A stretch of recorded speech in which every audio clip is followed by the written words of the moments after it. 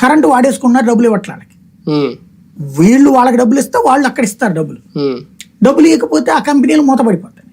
వాళ్ళందరూ కేంద్రం మీద ఒత్తిడి తెచ్చారు. కేంద్రం అప్పుడు చెక్ చేస్తే ఇట్లా బకాయిలు ఏళ్ల తరబడి ఉండిపోయినాయి, వీళ్ళందరూ ఆ సబ్సిడీ ఈ సబ్సిడీ అన్నారు. సబ్సిడీ డబ్బులు రాష్ట్ర బడ్జెట్ లో నుంచి ఇవ్వట్లేదు, కరెంటు బిల్లులు కట్టట్లేదు, డబ్బులు లేవని తేలింది. దాంతో అప్పుడు రూల్ ఏం పెట్టింది, నువ్వు ముందు మొత్తం కట్టేయమంది, కక్కేమంది. కక్కేస్తానికి డబ్బులు లేవు వీళ్ళ దగ్గర. అప్పుడు వీళ్ళందరూ రిక్వెస్ట్ మీదకి ఏం చేశారు, 5 ఏళ్ల దాకా ఈ గట్టేడట్టు అని పెట్టారు.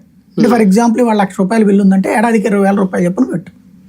వాళ్ళ ₹1,00,00,000 బిల్లు ఉందంటే ఏడాదికి ఇట్లాగ 20 లక్షలు చెప్పును కట్టు అని చెప్పారు. అప్పటి నుంచి ఈ వచ్చిన డబ్బులు వచ్చినట్టు పంచాయతీ డబ్బులు దానికి వెళ్ళిపోతాయి.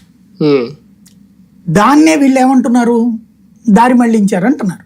వాస్తవంగా అయితే కనుక గ్రామీణ ప్రాంత మౌలిక సదుపాయాల కల్పన కోసమే ఇచ్చేది డబ్బులు. విద్యుత్ మౌలిక సదుపాయమే కదా.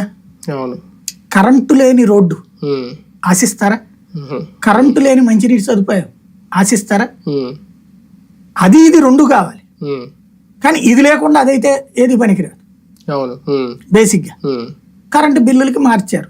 ఇప్పుడు పవన్ కళ్యాణ్ గారు తనకున్నటువంటి పలుకుబడితో చంద్రబాబు గారిని ఒప్పించాల్సిన అంశం ఏంటంటే, గ్రామీణ ప్రాంతాల విషయంలో ఈ కరెంటు బిల్లులు రాష్ట్ర ప్రభుత్వం కట్టేటట్టు, కేంద్ర ప్రభుత్వం ఇచ్చిన డబ్బులు నేరుగా పంచాయతీ